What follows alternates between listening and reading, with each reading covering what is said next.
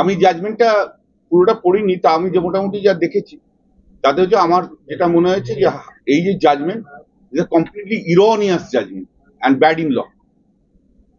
এই জাজমেন্ট পুরোটাই হচ্ছে ত্রুটিপূর্ণ একটা জাজমেন্ট এবং আইনের চোখে এটা টিকে থাকতে পারে না।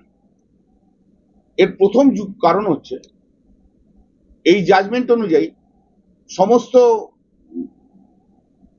টিচারদের অ্যাপয়েন্টমেন্ট সেট অ্যাসাইড করেছে, এন্টায়ার 2000 সিলেকশন। কিন্তু হাইকোর্টে যতবার হয়েছে মাত্র কিছু সংখ্যক শিক্ষকের বিরুদ্ধে ছিল, যাদের বক্তব্য ছিল যে যারা দুর্নীতি করেছে।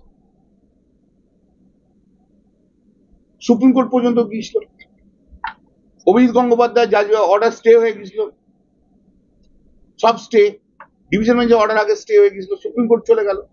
সুপ্রিম কোর্ট একটা নির্দিষ্ট গাইডলাইন দিয়ে দিল কিভাবে এটাকে ডিসাইড করতে হবে। সুপ্রিম কোর্টের কাছে যোগ্য এবং অযোগ্য ব্যক্তি দুটো তো আগে থেকেই ভাগ ছিল, শুধু তো বক্তব্য ছিল যারা অযোগ্য তারা হয়ে। এখন এই জাজমেন্টের ভিত্তিতে যোগ্য অযোগ্য সমস্ত লোকের চাকরি চলে গেল। এটা আবার হয় নাকি? এটা হয় না। যাদের বিরুদ্ধে কোনো অভিযোগ নেই, যাদেরকে হাইকোর্ট শুনলই না, যাদেরকে হাইকোর্ট পার্টি নয়, যাদের বিরুদ্ধে কোনো সুপ্রিম কোর্ট পর্যন্ত যায়নি, যাদের বিরুদ্ধে কোনো তদন্ত করতে পর্যন্ত সুপ্রিম কোর্ট বলেনি, আজ তাদের জাজমেন্ট, তাদের চাকরি কি করে যায়? এবার যারা সেকেন্ড পার্ট, অযোগ্য যারা ব্যক্তি বলছেন, এভিডেন্সে কোথায় প্রমাণ হয়েছে? এটা প্রমাণিত নয়, কোথাও কোনো প্রমাণিত নয়। সমস্ত রিজনিং গুলো, reasonings are bad, absolutely bad in law, absolutely bad in law. এই জাজমেন্ট, আমি দীর্ঘদিনে আমার অভিজ্ঞতা রয়েছে, আমি বলছি এই জাজমেন্ট সুপ্রিম কোর্টে গেলে এখন স্টে হবেই হবে। যারা শিক্ষকরা যারা রয়েছে, যাদের চাকরি গেছে, তারা নিশ্চিন্তি মনে থাকুন, কোন রকম টেনশন নেবেন না, এই জাজমেন্ট থাকবে না। বিজেপি দীর্ঘদিন ধরে চক্রান্ত করছে, চক্রান্ত করে পশ্চিমবাংলা বাঙালিদের চাকরি খাওয়ার সব রকমের চেষ্টা করছে এবং অনেক রকম চেষ্টাও হয়েছে।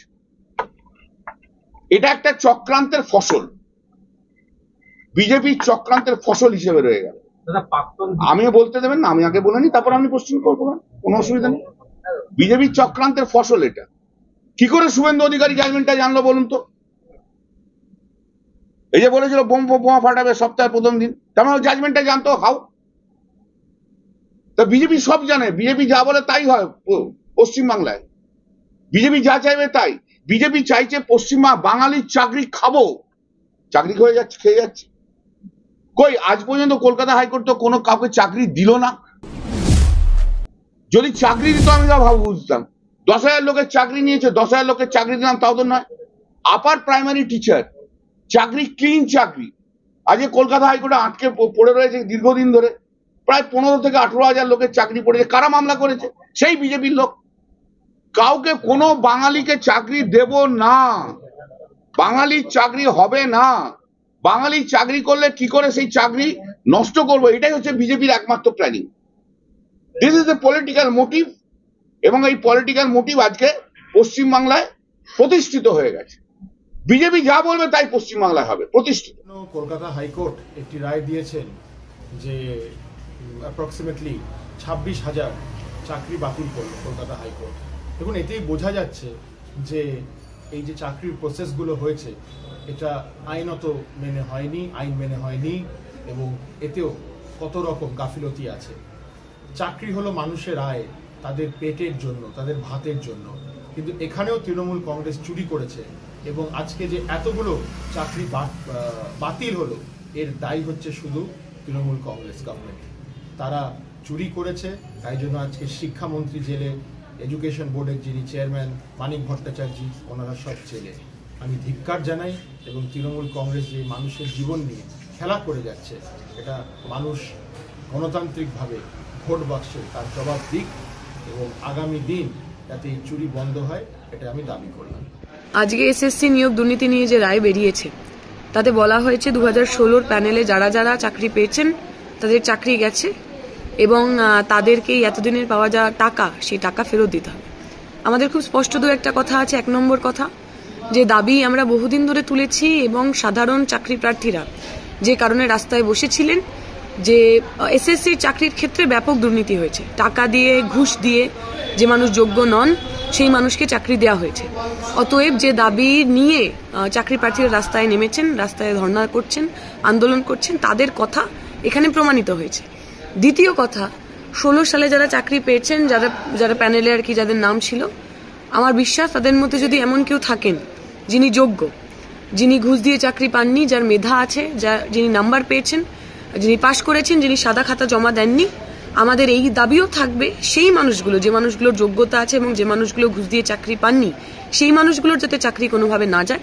যোগ্য মানুষ চাকরি পান, যে মানুষ ঘুষ দিয়ে চাকরি পেলেন সেই মানুষ যারা যারা ঘুষ নিল প্রথমে তাদের কলার ধরুন, টাকা ফেরত নিন, এবং যে লোকগুলো ঘুষ নিল বিভিন্ন এলাকায় পাড়ায় পাড়ায় যে ছোট বড় নেতা মস্তানরা এজেন্টের মতো কাজ করেছিলেন তাদের দৃষ্টান্তমূলক শাস্তি চাই। দৃষ্টান্তমূলক শাস্তি হলে তবেই আগামী দিনে আমার পরিবারের ছেলেমেয়েদের চাকরি বিক্রির আগে, ঘুষ নেওয়ার আগে মানুষ ভয় পাবেন। কোনো শাসক দলের নেতা যেন আগামী দিনে চাকরি চুরিতে সাহস না পান, ঘুষ চাইতে সাহস না পান, তার বন্দোবস্ত করতে হবে। দৃষ্টান্তমূলক শাস্তি দিতে হবে। যোগ্য মানুষ চাকরি পান, অযোগ্য মানুষ, ঘুষখোর মানুষ, যে মানুষের যোগ্যতা নেই সে মানুষ জেলে যাক। ও তো বিজেপির দালাল, ওই তো চক্রান্তটা করেছে, ওরই চক্রান্তের চাকরি গেছে, আজকে সেই চক্রান্ত প্রতিষ্ঠিত হয়ে গেছে। অভিজিৎ গঙ্গোপাধ্যায়ের মতো তো আরো কিছু আছে, এ তো আমি অনেকদিন আগেই বলেছি। তাই মানুষকে আজকে বিচার করতে হবে, মানুষকে বলতে হবে, দেখতে হবে যে যারা বিচার ব্যবস্থার কলঙ্ক, অভিজিৎ গঙ্গোপাধ্যায়ের মতো লোক যারা বিচার ব্যবস্থার কলঙ্ক, যারা বিচার ব্যবস্থায় থেকে একটা রাজনৈতিক দলের সঙ্গে যোগাযোগ রাখে, সেই সব মানুষগুলো যেন জনপ্রতিনিধি না হয়ে যায়।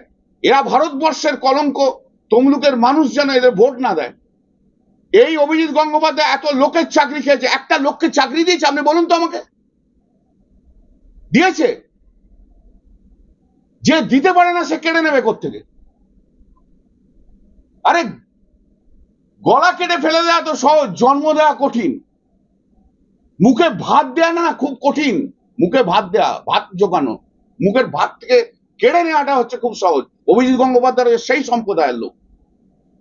এরা হচ্ছে this types of man enjoy sadistic pleasure. এরা মানুষের দুঃখে আনন্দ ভোগ করে, এরা খুব আনন্দ পায়। এরা রাক্ষসের মতো ওরা হাসে। এরা রক্ত খাওয়া যে যেমন রাক্ষস থাকে তাদের মতো হাসে। এরা মানুষের মুখের থেকে রুটি কেনা না। আপনাদের যদি আজকে তো আপনাদের বলিউডে আজ কি অবস্থা হয়েছে, এআই আসার পর কি হয়েছে অবস্থা? 60% 70% লোকের চাকরি চলে গেছে, আজকে তারা মুভমেন্টে চলে গেছে। ভাল লাগবে? আর কিছুদিন পর এআই আসবে যখন, তখন তো পশ্চিমবাংলা, তখন তো আপনাদের এখানে আসার দরকার নেই মশাই। ভাল লাগবে তো তখন? ভাল লাগবে? সব চাকরিগুলো চলে গেলে ভাল লাগবে আপনাদের? ডু নট টেক মি আমিস, আমাকে ভুল বুঝবেন না। আপনারাও তো রোজগার করে খান, আপনারাও তো খেটে খুঁটে সারাদিন খেটে খুঁটে তো দুটো ভাত জোগাড় করেন। আজ এমন একটা টেকনিক চলে এলো, সবাইকার আপনাদের আপনাদের আসার দরকার নেই তো, সেই মেকানিজম চলে এলো। নরেন্দ্র মোদী তো সেই ব্যবস্থা করে দিয়েছে ভারতবর্ষে। অর্থাৎ অভিজিৎ গঙ্গোপাধ্যায়ের মতো লোক, এরা হচ্ছে আইনি যে জুডিশিয়াল, আমাদের বিচার ব্যবস্থার কলঙ্ক, এক দেশের কলঙ্ক এই লোকটা। ও এখন বিজেপির প্রার্থী, ও তো পলিটিক্যাল কথা বলবে, ওকে আর জজ হিসেবে ধরবেন না। ওটা একটা বিজেপির একটা গুন্ডা, একটা বড় দালাল, একদম সমস্ত রকম। কিসের নৈতিক? সুপ্রিম কোর্ট যখন স্টে করবে তখন সব বিচারপতিগুলো রিজাইন করবে তো? বলুন, করবে তো?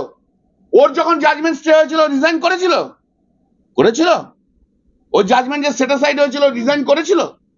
ও যে 34,000 লোকের প্রাইমারি টিচারের চাকরি খেয়েছিল, সুপ্রিম কোর্ট থেকে যে সব স্টে হয়ে গেল সেটা সাইড করে দিল ওর অর্ডার। কি ও রিজাইন করেছিল নৈতিকতার কারণে? করেছিল? করেনি তো, করেনি তো, ও করেনি তো। ওর মুখে কোনো জ্ঞান মানায় না। ওটা একটা অপদার্থ, কুলাঙ্গার, ভারতবর্ষের আইনি ব্যবস্থার কুলাঙ্গার ওটা একটা। আচ্ছা একটা কথা বলবো, এই 30-32 বছর প্র্যাকটিস করার পর 56-57 বছরের যে আইনজীবী জজ হয় না, সে একটা পাঁঠা আইনজীবী। তার জীবনে কোনো প্র্যাকটিস ছিল না বলে তার জজ হয়েছে, 6 বছরের জন্য জজ হয়েছে। আরে 32 বছর প্র্যাকটিস করে সিনিয়র গাউন পায়নি, এত অপদার্থ। কোনো জাজমেন্ট নেই ওর আর্গুমেন্ট করা। বললাম তো, আপনারা কেউ জানতেন পশ্চিমবাংলায় কোনো মানুষ জানতো অভিজিৎ গঙ্গোপাধ্যায় বলে একটা আইনজীবী ছিল, কোনো মামলা করেছে? জানতো? ওই লাইন ফাইন করে জজ হয়েছে, আবার লাইন ফাইন করে বিজেপিতে চলে গেছে। লাইনবাজ, গ্রেট লাইনবাজ। উনি বলছে যে আপনি কোথা থেকে পাস করেছেন এটা আমি দেখি। ও যে ওর জন্মটাই কোথায় তো আমি তো দেখিনি তো। ও কোথায় জন্মেছে, কোন ওর জন্মস্থান কোথায় আমি জানি নাকি? ওর জন্মস্থানটাই তো আমি জানি না, ওর কথা কি উত্তর দেবো আমি? ওর সিনিয়ররা আমাকে সিনিয়র গাউন দিয়েছিল, আর ও আমাদের পিছনে ঘুরতো 4 নম্বর 5 নম্বর উকিল হিসেবে। ও বারবার বলেনি, আগে দেখেননি আই রেসপেক্ট ইউ কল্যাণ দা, বলেছে তো? আজকে আমার পাল্টি খেয়ে গেছে। ও পাল্টিবাজ, 1 নম্বরের ধান্দাবাজ, পাল্টিবাজ, ধান্দাবাজ। বললাম তো, ভারতবর্ষের কলঙ্ক এই লোকটা, একটা কলঙ্ক। মুখটা দেখবেন না, মুখটা যত ফ্রুড মাইন্ড। ওকে তো আমি চ্যালেঞ্জ দিচ্ছি, আসুন, চলুন এবার, চলুন নেক্সট উইকে যাই, সুপ্রিম কোর্টে মামলা করে আসি। আপনি কারণ মামলা করতে পারেন আমি দেখতে চাই, অত বড় তো কথা না। আর তো কোনো বাধা নেই ভাই, এসো দেখি, দেখি তোমার কত বড় পাণ্ডিত্য রয়েছে, দেখি এবার মাঠে এসো, চলো কোর্টের মাঠে, চলো সুপ্রিম কোর্টে মামলা করি। তুমি কেমন মামলা করো, আমি কেমন মামলা করি, দেখি।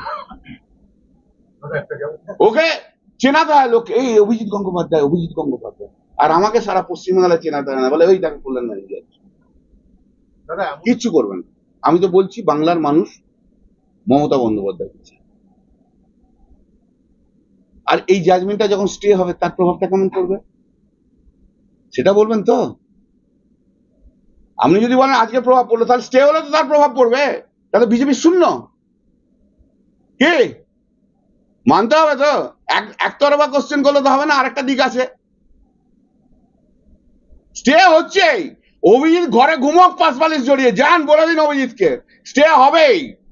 আমার তো 43 বছরের প্র্যাকটিসের এক্সপিরিয়েন্স, মামলা করার লোক।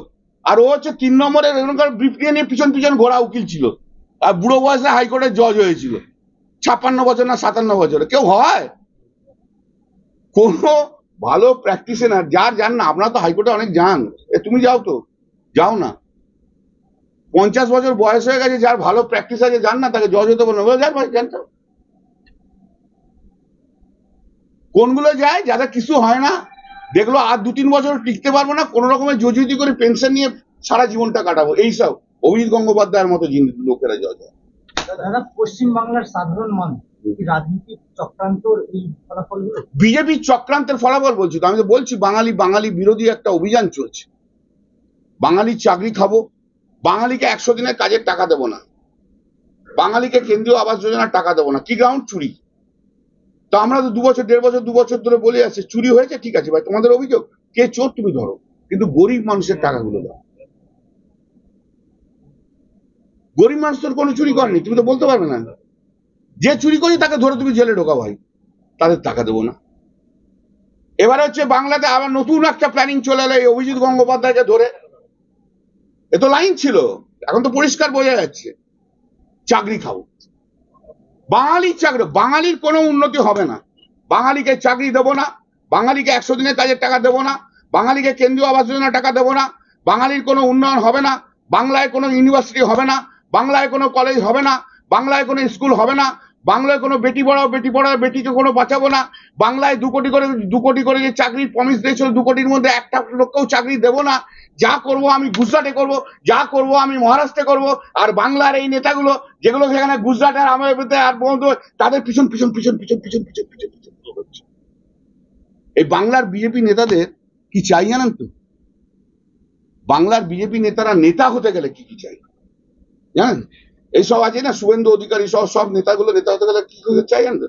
এদের নেতা হলে চাই নরেন্দ্র মোদীর মুখ চাই, অমিত শাহের বডি চাই, হাজার কোটি টাকা চাই, ইডি চাই, সিবিআই চাই, বিআইএসএফ চাই, সিআইএসএফ চাই, আর সঙ্গে অভিজিৎ গঙ্গোপাধ্যায়ের মতো হাইকোর্টের জজ চাই, যেন তার আশীর্বাদে বেড়াতে পারি, বেলে থাকতে পারি, ওই রকমের জজ চাই। তবে বিজেপির নেতা হতে পারবো।